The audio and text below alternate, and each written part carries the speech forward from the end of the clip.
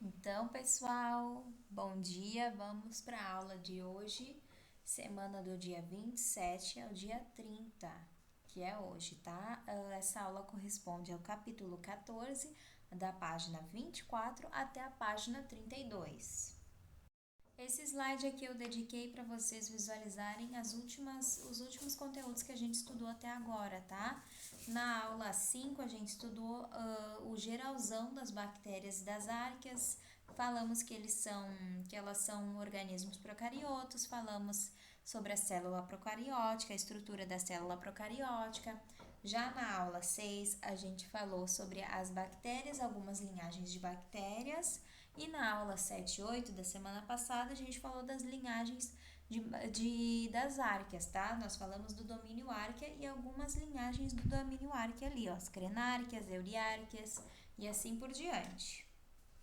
Lembrando que esse domínio que a gente fala são os três domínios, tá? Uma classificação acima dos 5 reinos. Lembram que a gente já falou em sala de aula que foi feito um estudo filogenético e tal, e viu que alguns organismos não poderiam ser mais classificados no mesmo grupo, então decidiram fazer os três domínios, criar os três domínios, que é uma classificação acima dos 5 reinos, tá? Existe o domínio arquea, o domínio bactéria e o domínio eucária, que ainda a gente não estudou. E nessa aula de hoje, que é a aula 9 e 10, nós vamos falar sobre as infecções bacterianas e as doenças causadas por bactérias. Então, vamos falar sobre as infecções bacterianas, né? As bactérias, pessoal, sempre fizeram parte da história da humanidade, né? Em forma de pragas, de pestes que assolavam a população, matavam muitas pessoas. Essas pestes que o pessoal da época da Idade Média considerava maldições dos deuses, povo amaldiçoado e alguma coisa assim, né? Com a descoberta, tá, dos micro-organismos e da rejeição da geração espontânea, aquela ideia de que acreditavam que todos os seres vivos poderiam ser originados através de uma matéria inanimada, por exemplo, essa teoria foi rejeitada e através dessa teoria ser rejeitada e da descoberta dos micro-organismos, um mistério sobre essas pestes, sobre essas doenças que assolavam a população começaram a ser desvendados, tá? Pessoal, nessa época aqui na Idade Média, as mulheres que acabavam de dar à luz morriam muito por causa de uma febre que se chamava febre puerperal, tá? Onde o parto dessas mulheres era feito pelos estudantes de medicina que iam do necrotério à sala de parto com as mãos sujas de sangue. Passado um tempo, esse fato de que essas mulheres, pessoal, que eram tratadas por esses estudantes de medicina morriam por causa dessa febre, despertou o interesse no médico húngaro Ignaz, tá?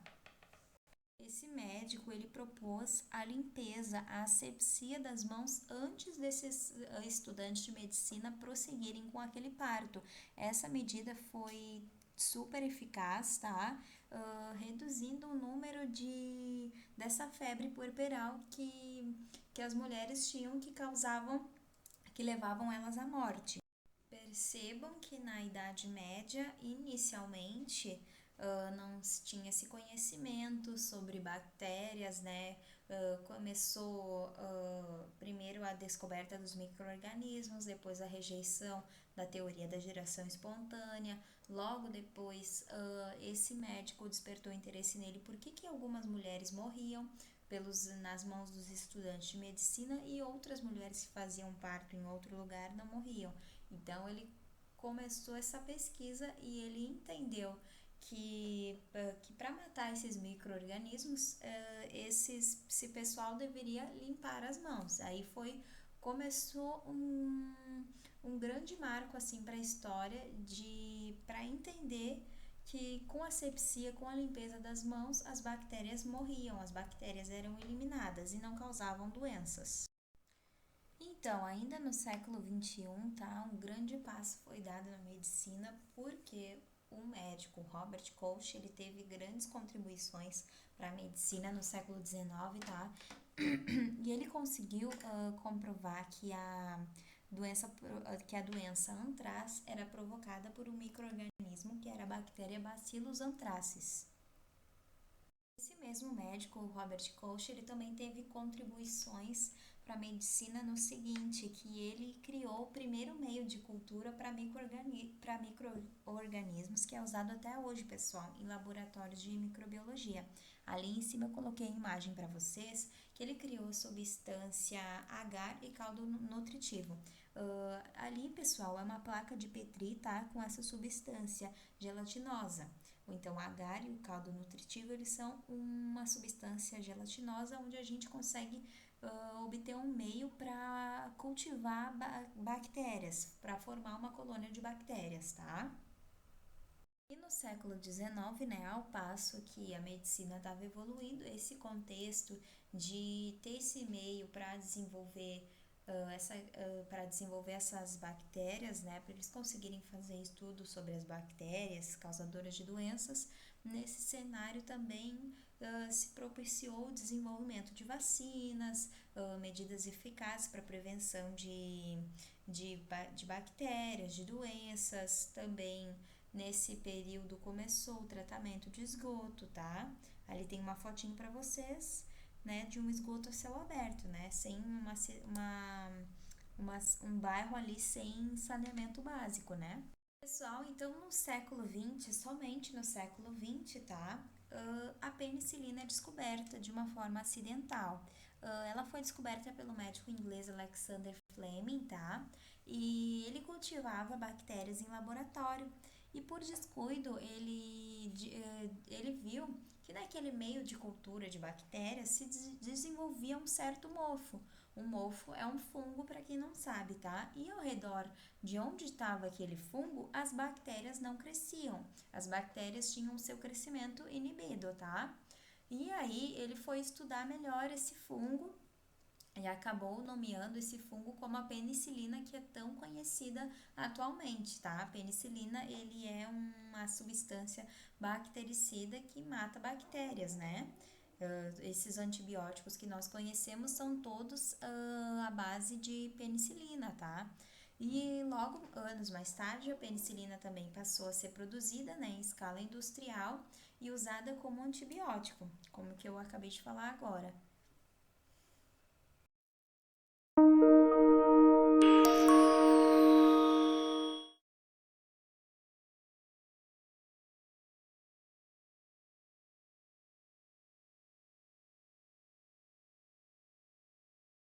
Foi em 1929, no laboratório de um cientista em Londres, que uma grande descoberta aconteceu. O pesquisador Alexander Fleming esqueceu sobre sua bancada algumas placas onde cultivava bactérias. Quando voltou, semanas depois, percebeu que muitas delas haviam sido contaminadas com fungos e observou que nessas placas as bactérias não tinham se desenvolvido. Fleming descobriu que o mofo que tinha aparecido em algumas das placas havia eliminado as bactérias. O cientista identificou o fungo como Penicillium notatum e, depois de muitos estudos, conseguiu isolar a substância responsável por diminuir o número de bactérias em suas placas. Essa substância recebeu o nome de penicilina. Com a eclosão da Segunda Guerra Mundial em 1939, outros dois estudiosos, Howard Florey e Ernst Chain, deram prosseguimento à pesquisa de Fleming e desenvolveram um sistema de produção de penicilina em escala industrial. Isso ajudou a salvar a vida de milhões de soldados na guerra e de milhões de pessoas depois da guerra. A penicilina foi o primeiro antibiótico a ser descoberto. A partir de então, o combate a infecções bacterianas tornou-se muito mais eficiente, o que reduziu o número de mortes em consequência delas. Mais tarde, outros antibióticos foram descobertos. Eles combatem as bactérias em nosso organismo de maneira específica, ou seja, afetam somente as células bacterianas e não as nossas. Isso acontece porque os antibióticos atuam em estruturas que só estão presentes nas bactérias, como a parede celular, ou nos mecanismos particulares de duplicação de suas células.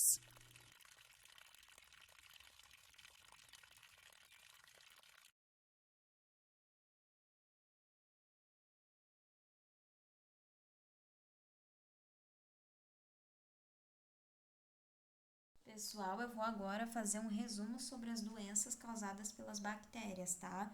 A proposta aqui nessa aula, eu vou fazer um resumo, vou falar o nome da doença, os sintomas e tal, vou fazer um resumão e tem detalhado no livro de vocês, tá? Da página 26 a 32. Eu espero que todos vocês leiam detalhadamente cada doença, porque essas imagens, essas páginas estão incríveis no livro de vocês, tá? Assim que vocês terminarem aqui essa aula, peguem lá o livro de vocês que tá bem legal, tá? Então, pessoal, a hanseníase, antigamente era conhecida como lepra, tá? E é uma das doenças mais antigas que se tem conhecimento. Por muito tempo, essas pessoas que tinham a hanseníase eram consideradas impuras, tá? Atualmente não se fala mais esse nome lepra, agora se tem o nome de hanseníase, né?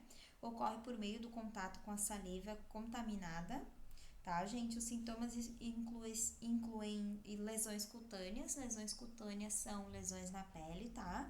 E a vacina BCG, aquela contra a tuberculose, tem sido aplicada também para prevenção, tem sido usada também para prevenção da hanseníase, porque essas duas doenças são causadas por bactérias parecidas, tá?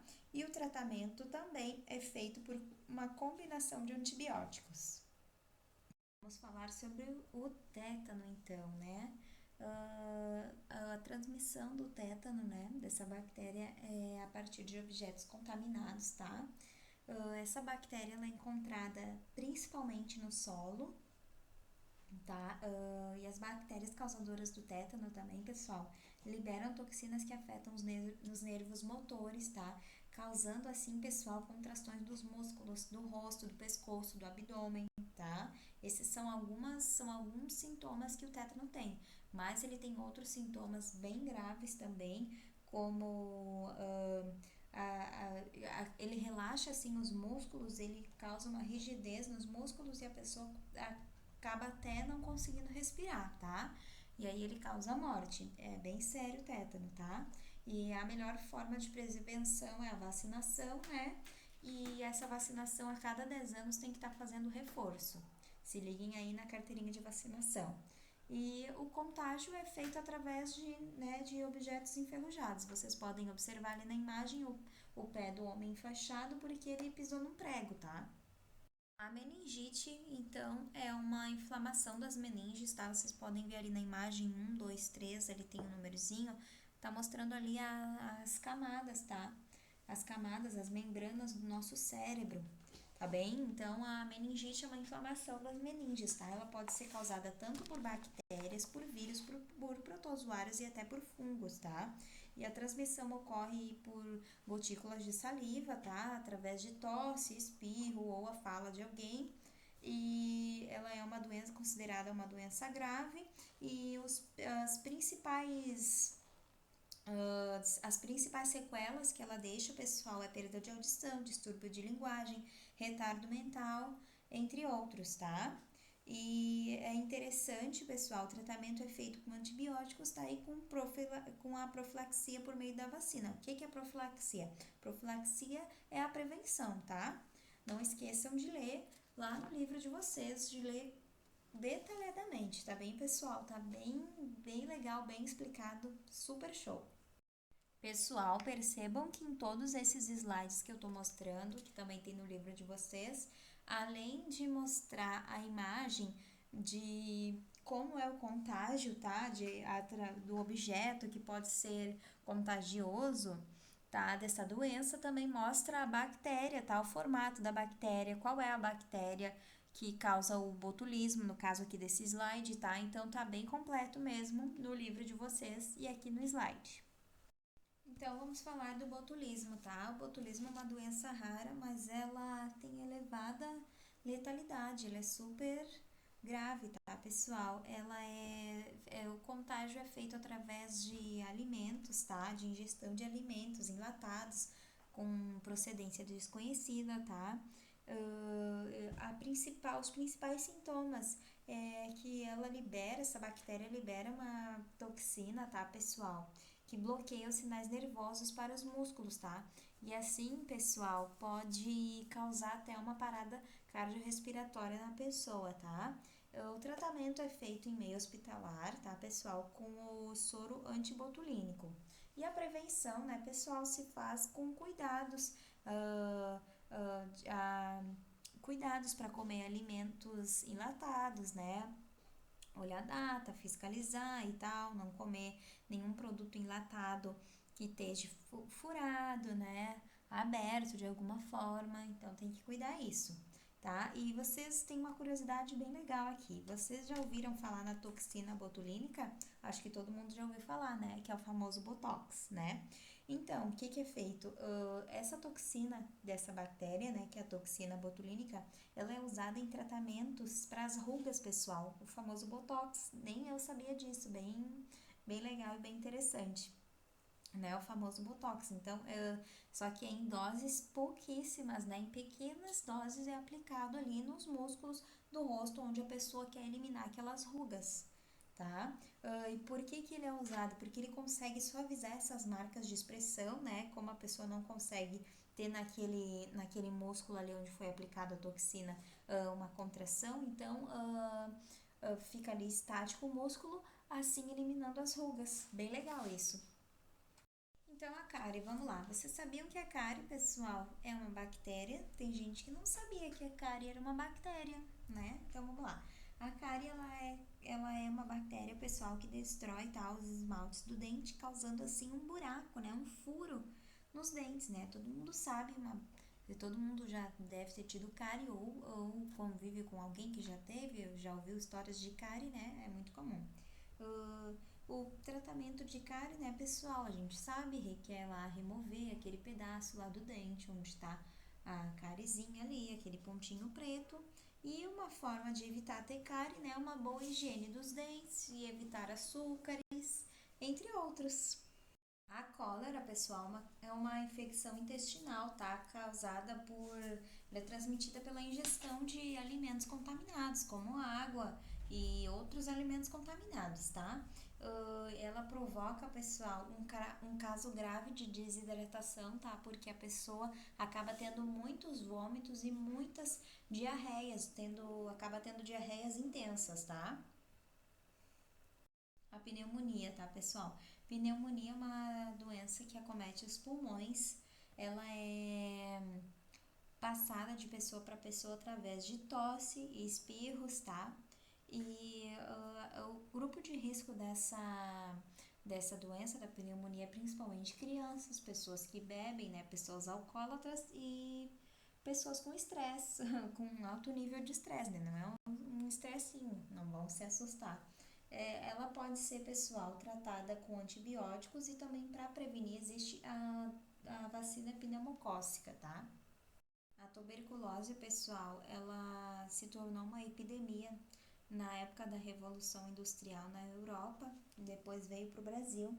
Essa doença, pessoal, ela comete o sistema respiratório e a principal forma de tratamento dela é através de antibióticos, né, e tomando a vacina BCG. Então, a disenteria bacteriana, pessoal, a sua forma de contaminação é através de alimentos contaminados, né? E de água contaminada também. Ela é uma doença que acomete as células do epitélio intestinal, das paredes intestinais ali, tá? E aí ela prejudica a absorção de água, provoca febre, provoca muitas diarreias também, tá? Em países ainda em desenvolvimento, muitas crianças morrem por causa dessa doença, da disenteria, tá? Porque nesses países em desenvolvimento, como a gente vê às vezes na TV, né? Aqueles países não existe saneamento básico. E aí ali essas crianças acabam se contaminando e acabam até morrendo, tá? A infecção urinária, pessoal, ela também é conhecida como cistite pelas mulheres. Muitas mulheres já tiveram isso, tá? E ela atinge a bexiga e a uretra. Os sintomas incluem, pessoal, vontade de fazer xixi várias vezes, dor e desconforto ao urinar. Em casos mais graves, pode sair até sangue, tá? E a forma de prevenção e de tratamento é tomando antibióticos. Os antibióticos, eles são muito eficazes para o tratamento de infecção urinária. A leptospirose é uma zoonose. O que é uma zoonose? Zoonoses são doenças de animais que podem ser transmitidas para os seres humanos, tá? A leptospirose, ela é principalmente contraída através da urina de ratos contaminados, tá? Principalmente em enchentes, quando a gente ouve notícias de enchente, ou às vezes acontece na frente da nossa casa, a rua alaga e tal, então é preciso evitar esse tipo de contato com essas águas contaminadas, tá?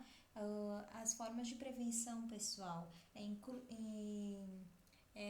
controlar, né, essa população de ratos, ver se no seu bairro tem rato e tal, tem que chamar a vigilância, o controle de zoonoses da cidade, né? Pessoal, a gonorreia é uma DST, doença sexualmente transmissível, tá? E ela causa sintomas diferentes tanto no homem quanto na mulher, tá? No homem pode haver ardência, coceira, urinar, e na mulher pode ser assintomática, pode ser que a mulher não tenha sintomas nenhum. A causa mais grave da gonorreia, né, ela pode causar a esterilidade, que é a incapacidade de ter filhos, né? Ser uma DST, pessoal, saliento aqui o quão importante é usar preservativos, né, para que não ocorra essas DSTs em ninguém, para que o pessoal possa se prevenir. Usar proteção, né, usar camisinha também é uma das formas de prevenção da gonorreia, tá? Assim como a gonorreia, a sífilis também é uma doença sexualmente transmissível, tá, pessoal? Ela acomete o trato genital, né, os órgãos genitais, e ela provoca lesões na pele e nas mucosas. A prevenção, pessoal, é através do uso de preservativos, né, nas relações sexuais, e também caso uma mãe tenha, ela pode passar para o bebê através da placenta. Então é interessante que essa mãe tenha o acompanhamento médico, né, para evitar de transmitir para o bebê essa doença. A febre maculosa, ela é transmitida pelo carrapato estrela, tá? Quem vive em áreas rurais onde tem muitos carrapatos tem que usar roupas protegidas, roupas compridas, botas, sapatos fechados, tá? Esse carrapato, essa doença, pessoal, também pode ser transmitida para os seres humanos, como pode ser transmitida também para animais domésticos e outros animais silvestres, né? Que também são hospedeiros do carrapato contaminado, né? Para que a transmissão ocorra, pessoal, é necessário que o carrapato fique preso à pessoa no mínimo 4 horas, tá? Daí ele consegue inocular a bactéria na corrente sanguínea da pessoa, tá? O que acontece, pode aparecer manchas vermelhas pelo corpo e pode até levar a óbito essa pessoa. Tá? Então, para prevenir quem mora em áreas rurais, onde tem muitos carrapatos, muita mata, essas coisas, então tem que usar calçados fechados, roupas compridas e tá inspecionando o corpo, né? A cada 3 horas no caso.